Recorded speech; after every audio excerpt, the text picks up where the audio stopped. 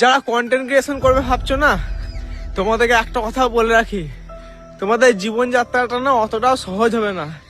2021 সাল থেকে আমি কন্টেন্ট ক্রিয়েশন শুরু করেছি, এর মধ্যে আমি অনেক কিছু শিখেছি, তারপর আমি এই জায়গায় এসেছি।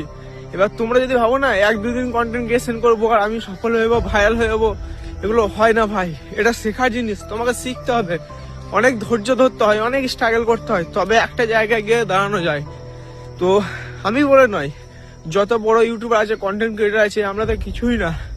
সবাইকে জিজ্ঞেস করে দেখবে তাদের জীবনটা একবার, যে তারা কিভাবে স্ট্রাগল করেছে সেটা ভাই জানার চেষ্টা করবে।